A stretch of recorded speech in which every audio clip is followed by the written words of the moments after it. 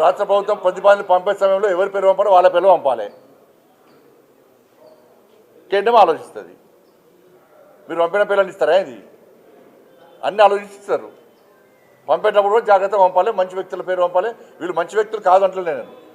Padmashri award వచ్చేటువంటి స్థాయి వ్యక్తులను పంపాలి. పంపిస్తారు. ఎట్టిస్తామన్నా? ఎట్టిస్తాం? గద్దరికి ఎట్టిస్తాం చెప్పండి. ఆయన భావజాలం ఏంది? ఎంతమంది భారతీయ జనతా పార్టీ కార్యకర్తలను మర్డర్ చేసిన వ్యక్తులు ఆయన ఎట్టిస్తాం? మేము పక్కా అయ్యాం.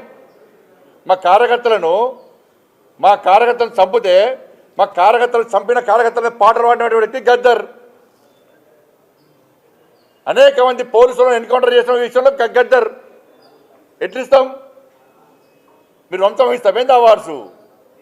భయపడే ప్రసక్తి లేదు, వెనుకపోయే ప్రసక్తి లేదు. వందల మంది భారతీయ జనతా పార్టీ కార్యకర్తలు నమ్మిన సిద్ధాంతం కోసం భారత్ మాతా కీ జై అని చెప్పి ఆందోళన చేస్తుంటే నక్సల్స్ భావజాలం గద్దర్ మా కార్యకర్తను హత్య చేయించిండు. ఎన్ఐఏ ఎంక్వైరీ చేసింది గద్దర్ గారి మీద. అనేక మంది పోలీసులను ఎన్కౌంటర్ పేరుతో మర్డర్ చేసిండు. అటువంటి వ్యక్తిని ఏ విధంగా పంపుతారు ఇవాళ? ఇది ఈ రాష్ట్రము మరి పోయినసారి వచ్చినాయి పుట్టుబడి వచ్చింది తెలంగాణకు.